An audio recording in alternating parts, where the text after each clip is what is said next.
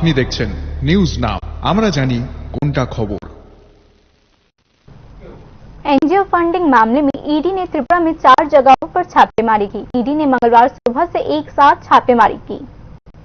Enforcement director सरकार वरिष्ठ नौकरशाह से एक व्यावसायिक धोखाधड़ी मामले में त्रिपुरा में 4 ठिकानों पर छापेमारी की है। अपराध का मुख्य आरोपी अगरतला के खैरपुर निवासी उत्पल कुमार चौधरी है, जो सीपीआईएम राज्य समिति का सदस्य और पूर्व मंत्री पवित्र का भतीजा भी है।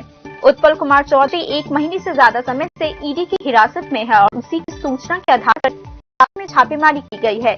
ईडी ने उत्पल कुमार चौधरी के बारे में पवित्र कर से भी पूछताछ की है। उल्लेखनीय है कि शिक्षा और रबर शीट व्यवसाय जैसे विभिन्न क्षेत्रों में कार्यरत चिल्ताखोली सेवा संघ ने शहर के कैंपर बाजार इलाके में एक कार्यालय खोला था। स्टेट कैडर का एक वरिष्ठ आईएएस ऑफिसर भी इस कारोबार में शामिल है।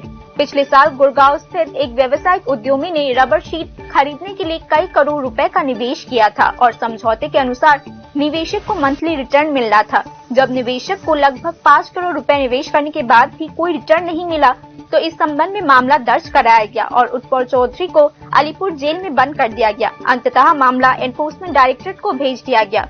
प्रारंभिक जांच में ईडी ने इस मामले में कई धोखाधड़ी, भूमि माफिया नेटवर्क और अन्य अवैध गतिविधियों में एक अधिकारी और सत्तारूढ़ दल के एक हाई प्रोफाइल नेता सहित कई लोगों की पहचान की है।